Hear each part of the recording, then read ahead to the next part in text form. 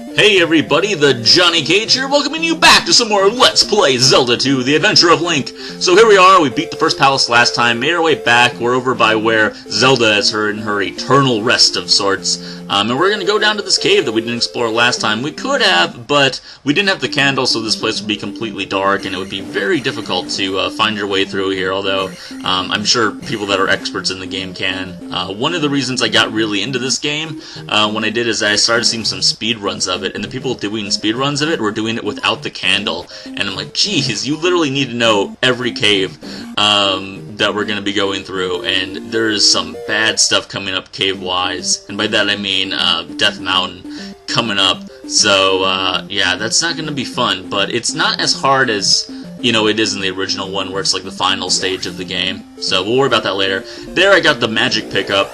The first one of 4. Same with heart containers, works the same way. That's how you get your magic up, because when you level up your magic, you're actually leveling up, or you're really decreasing the amount of magic that it takes to use abilities, is essentially what you're doing. You'll notice it when the menu comes up, or you might at least, that the spells will cost less, like shield will start costing less and whatnot. But up here we have another little something we gotta grab that we're gonna use to get the next magic from the second town, and oh, I hate this bat. I hate bats so much in this game, because you don't know if they're gonna go left or right. It really sucks, so I really want to make sure I kill him. Alright, that's good.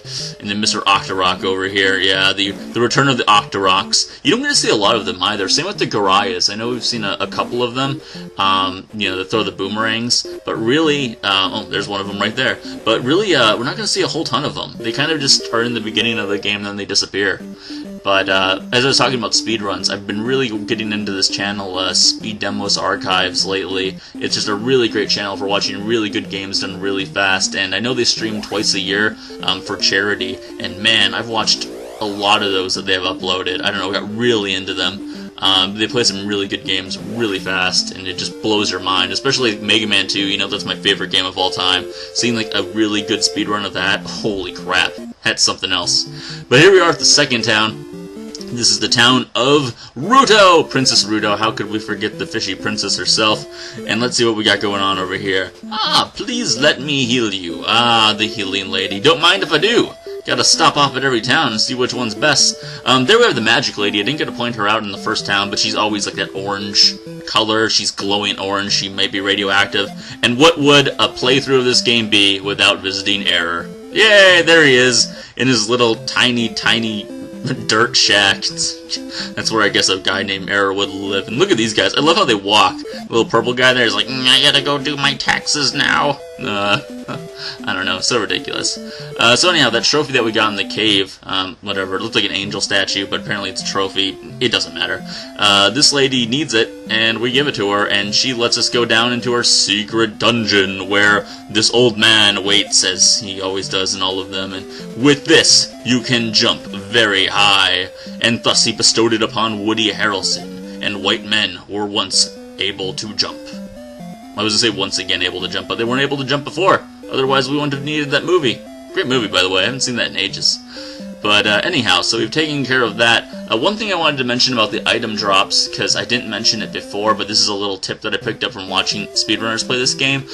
Every 6 enemy drops an item, but it depends what enemy there are. They're essentially small enemies and large enemies, and small enemies are like 1 block size, you know, bats, Octoroks, blobs. Big enemies are like the Garayas and the Iron Knuckles, and every 6 enemy will drop something. So if it's a smaller one, like these Octoroks, they have a 75% chance of dropping a small magic, which is the blue one right there, or they have a 25% chance of dropping a 50-point P-bag.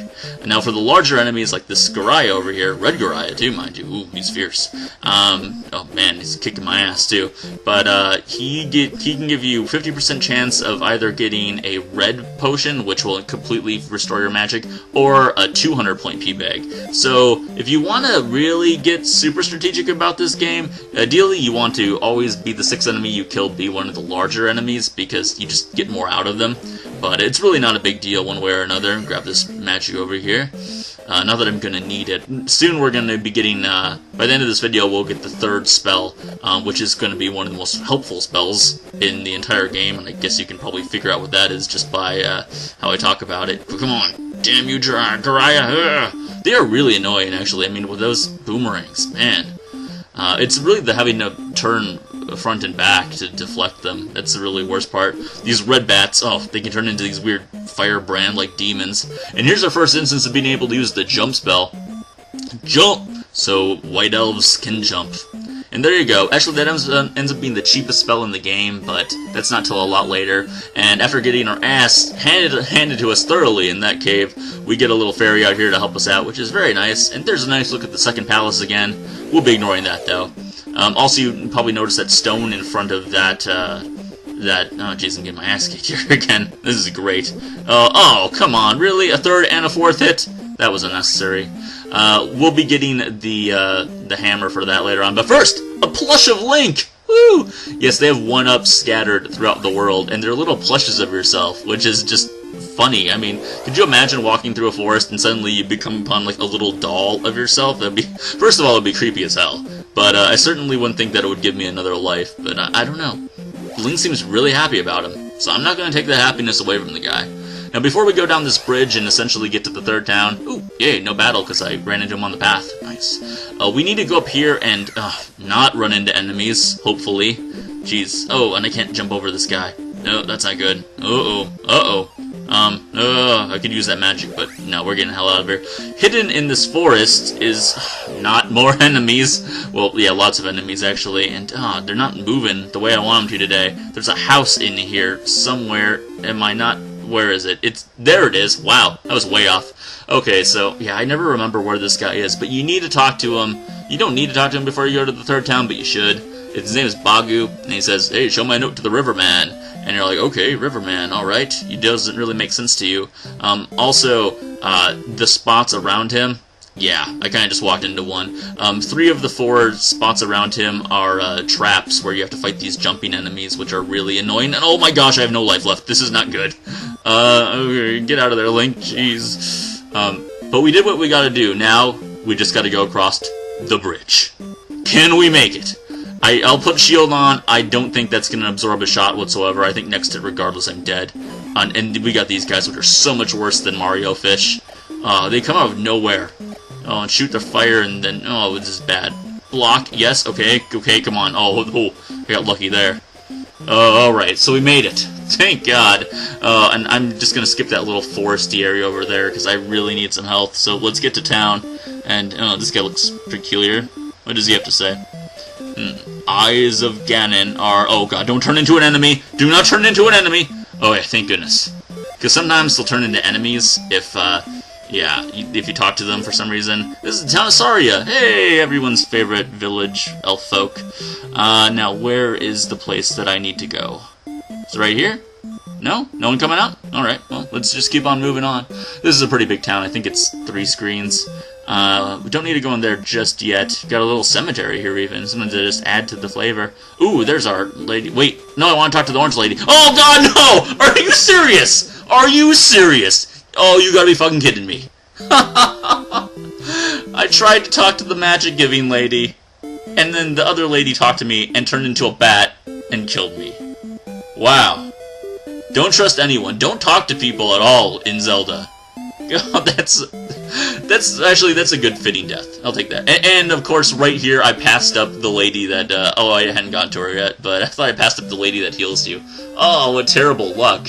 Especially getting over that bridge without dying. Jeez, that's not something I do often. Oh well. Whatever. So you give the letter... Jeez, that's embarrassing. Give the letter that you got from Bagu. Give it to the Riverman here. He connects the bridge. That will get us over to Death Mountain. But first, I'm going to double back here because I didn't see the lady come out, and I might have just missed it. I was probably going too fast for my own good. Worried about my life, but now that that's not something I gotta worry about, let's go find the lady. Is it? It is this house. Didn't I wait here before? What's up with that? I lost my mirror. Alright. We'll just go get it for her without even thinking about it. So yeah, you have to do this a lot if, like, it's not usually something with the trophy where you have to go into a cave to get the item. There is another instance of that, but usually it's something within the town. So here Link exclaims to us that he found the mirror! And so we'll take the mirror and we'll go bring it back to her. It's something really stupid, simple like that normally. And then she'll be, oh my gosh, I'm so happy you found the mirror! That will allow me to take over the world. Expect her to turn into cannon and kill me. Jeez, I don't trust anyone after that. How would you suppose that I trust anyone after that situation? I just can't. Just can't. Anyhow, down goes Link into the dungeon, and this is where we will get our third magic spell. This will restore your life. That's right, it is the healing spell, which seems like it would be the best thing in the world, and it is, but more so later on. As you can see there, it takes 60 magic to use, which is more than half of our magic bar right now, so that kind of sucks. But later on it won't cost as much, and it will still be fairly costly though. But at least we can use it once if we've got full magic. That's the important part, because we're definitely going to be wanting to use that going through Palace 2 and Death Mountain, which is coming up next time, guys. So thanks a lot for watching. This has been the Johnny Cage. Please subscribe, like, comment if you have not, and I'll talk to you all later on.